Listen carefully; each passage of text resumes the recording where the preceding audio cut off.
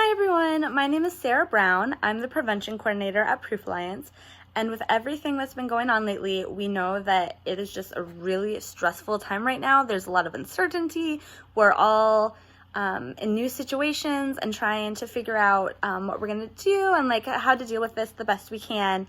So I just wanted to take some time and check in with everybody, see how you're doing, and talk about stress management and how sometimes that includes alcohol. And so with this being such a stressful time, people are drinking more alcohol than usual, and also there are higher rates of binge drinking going on right now.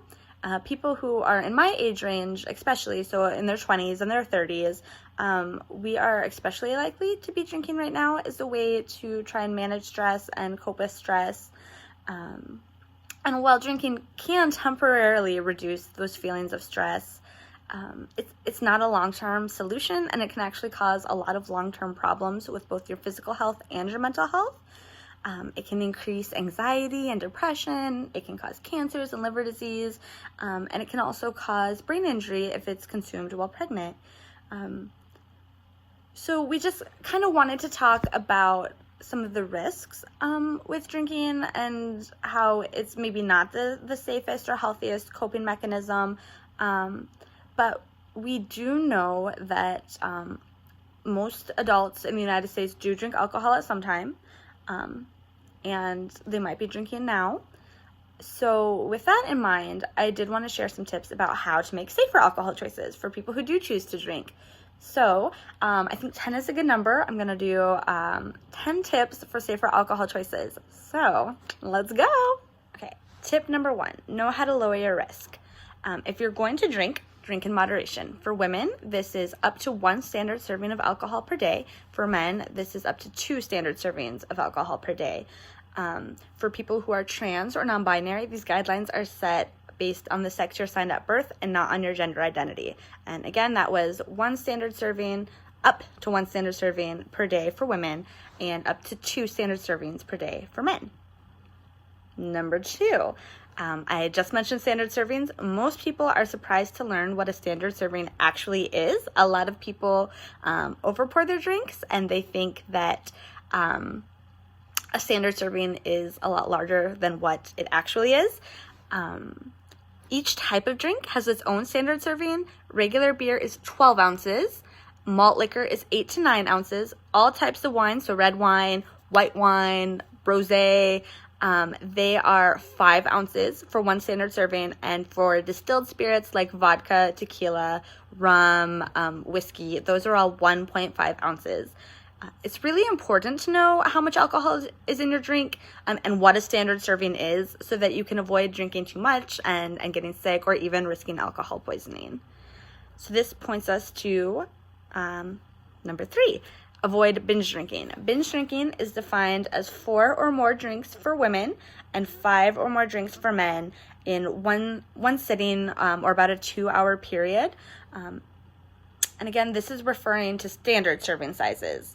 So some cocktails or pre-made drinks that you might buy at the store have anywhere from 2 to 4 standard servings in just 1 glass or 1 container.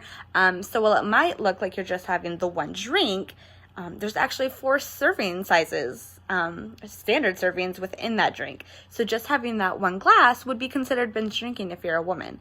And binge drinking is especially dangerous because it significantly increases your risk of alcohol poisoning, accidents, and other health issues that you just want to avoid. So avoiding binge drinking is really important. Number 4, be aware that for some people, there isn't a safe level of drinking. So people who are pregnant, people who are taking certain medications, anybody who's younger than 21, if someone is recovering from an alcohol use disorder, or if somebody has certain medical conditions, the safest choice and the recommendation is that they do not drink alcohol at any time, because there are just too many health risks associated with that. So that is really important, and it's also really important that even if you don't fall within those guidelines, that you are supportive and understanding and empathetic to those that do. And if you have somebody over for drinks, not right now because we're all in quarantine, but hopefully in the near future, if you're getting together with a friend and you know that they can't safely have alcohol, offer an alternative. Make a mocktail, get some juice or go out for coffee, but just keep in mind that not everybody can safely drink and not everybody wants to drink. So by offering alcohol-free choices, it's really supportive and beneficial. Okay, tip number 5, stay hydrated while you're drinking. Hydration is always important. I always have my water with me, but especially when you're drinking. It's recommended that for every standard serving of alcohol you have, you also have a glass of water. So if you have 1 can of beer, for example, after you finish that, have a glass of water before you have any more alcohol. And trust me, you will appreciate this tip the next day because you are much less likely to have a hangover if you've been staying hydrated throughout the night. Okay, number 6. That might show it backwards.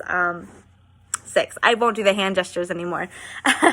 Switch between drinks with alcohol and drinks without. You can do this with your water, like we just talked about, or you could use a different alternate if you don't like water that much. You could do flavored water.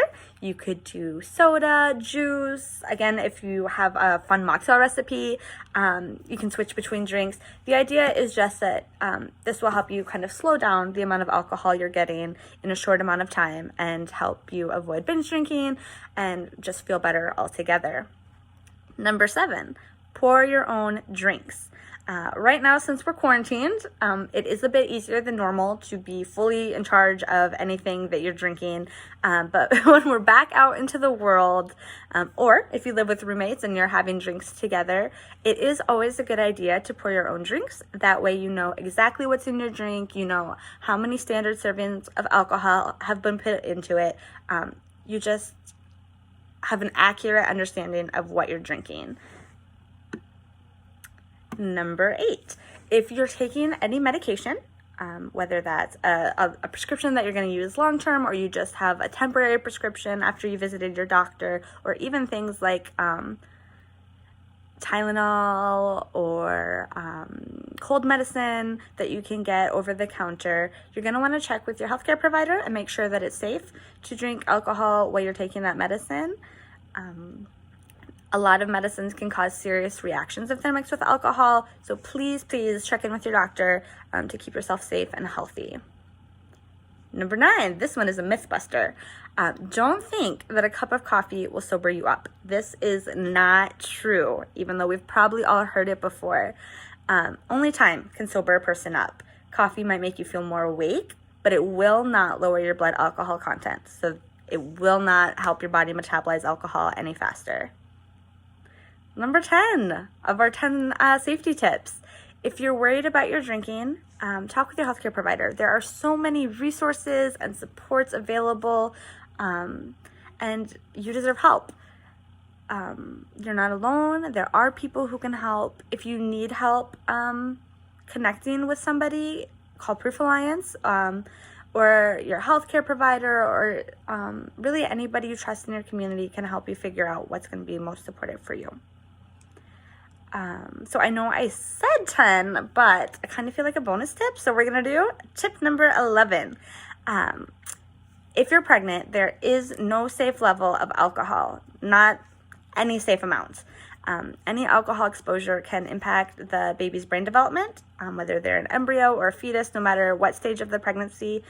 Even if it's the first few weeks, early in the pregnancy, maybe before a person even finds out they're pregnant, if there's alcohol exposure, it can affect the fetus. So if you're trying to become pregnant or you think there's a chance that you might become pregnant, it is a really good and safe and healthy idea to avoid alcohol until you know for sure whether or not you're pregnant. And again, if you want help having an alcohol-free pregnancy, we're here to help. There are other resources available, so please let us know how we can help you. We are here for you. So that's all for now. You even got a bonus tip. Thank you for tuning in. Let us know if you have any other questions or if you want more alcohol tips. You can also check out our website at proofalliance.org, or another excellent resource is the CDC's website, so the Center for Disease Control and Prevention, and that's cdc.gov, and they have a whole section all about alcohol and how we can make safer alcohol choices. So thank you. I hope to talk with you guys again soon.